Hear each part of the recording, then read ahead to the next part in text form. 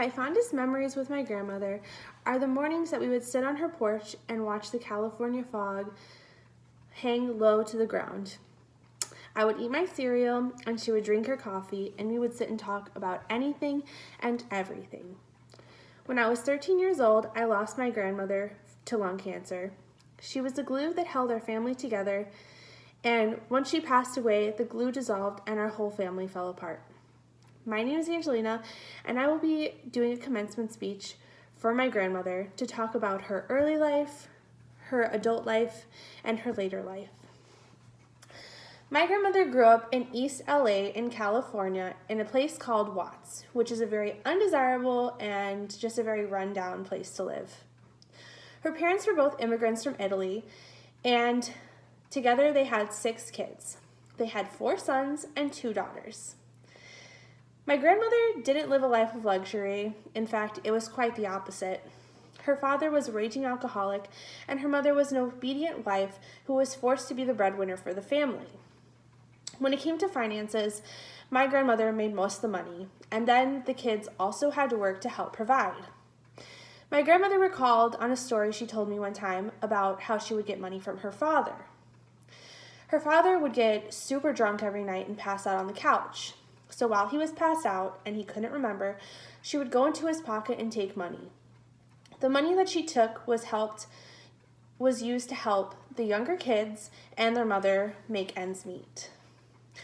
Her father suffered severely from addiction. He drank a lot and he was an absent father. But most importantly, the addiction turned him into an abusive father. When his children and grandchildren talk about him, I picture this mob boss, somebody who's nitty and gritty and mean, and he gets things done. My mother's cousin Cindy recalls of a story that her father told her about how one time my grandmother's brother was making fun of their father because he had very broken English. And instead of saying, knock it off or punishing him, the father started getting really angry, and he chased the son out of the house. He picked up a wrench and he threw it at the son. Now, the son was way down the street before the wrench it wouldn't have even got him, but the wrench went through the window of the new car they had just bought, and it made him even more angry. All of this abuse and mistreatment that my grandmother and her siblings faced would affect their future relationships and their lives. Despite my grandmother's disaster of a childhood, my grandmother was a beautiful and charismatic woman. She had several suitors, and unfortunately, all of them were like her father. They were abusive. Eventually, she married my grandfather and had 2 children, a son and a beautiful daughter. My grandmother was a free-spirited woman who got trapped in a glass box yet again. She was forced to stay at home and put up with her ignorant husband.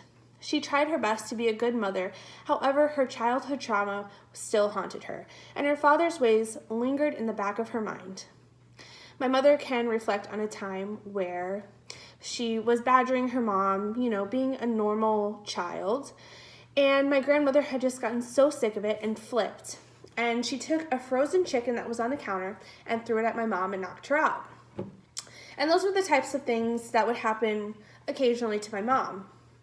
And it's because her father did the same things to her. Although she struggled as a mother, she definitely made up for it as a grandmother. She always spoiled us kids. I can remember every holiday and every birthday I ever had, she would send pieces of her fine jewelry, and she would send a care package to me as a gift. When she would watch me while my parents were gone, she would teach me new games, like she taught me how to play Yahtzee, and she would cook us homemade meals. And even though I didn't know her that long, I felt like I knew her my whole life, and I knew that I loved her. I spoke to my brother Anthony and asked him about his fondest memory of our grandmother, and he told me about a time where he was, I think he was 5 or 6 years old, and he said that she had brought him to go get his hair cut. And sitting next to him was a man who was bald, who probably didn't need a haircut. And he looked at the man, and he looked at my grandma, and he said, "What is that bald-headed bozo doing getting a haircut?" And my grandmother stayed very composed. She held in her laughter, and all she did was go, Shh. And then later on in the car, they laughed about it. Our grandmother was always like that. Despite the pain and suffering that she had in her past life, she had always found the bright side of things for us. She was always cracking up in laughter and making jokes, and I rarely ever saw her angry or upset. Growing up, I had never met my grandmother until I was 7 years old. Immediately, we shared a bond like no other. I was her only granddaughter, and she loved me with all she had. I visited her twice a year. I would go during my Christmas break and my summer break. She would teach me things like how to cook and bake. And although she taught me physical things, she also taught me how to be mentally strong. Even when she was struggling with chemo, she had a spunk to her. My grandfather would make jokes about my weight, or he would make jokes about me and how I wasn't ladylike, and she would instantly swoop in and save the day. My grandmother was always a protector to us kids.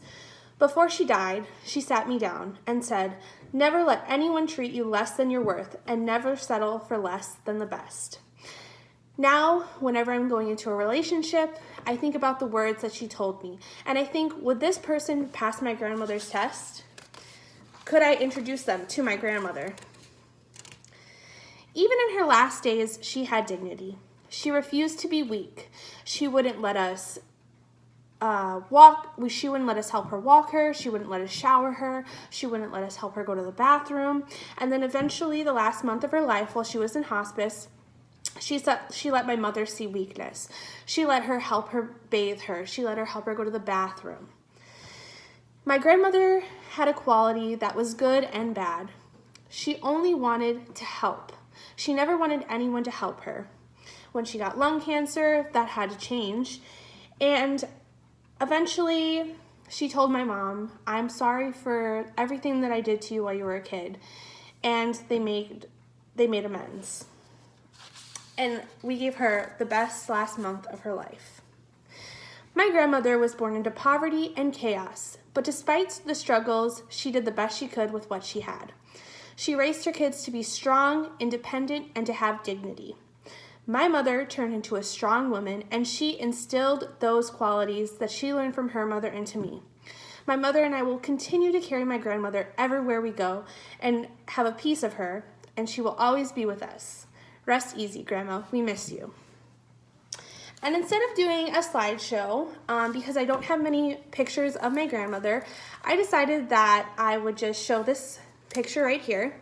This is a picture of my grandmother and her parents when she got married to my grandpa. Thank you.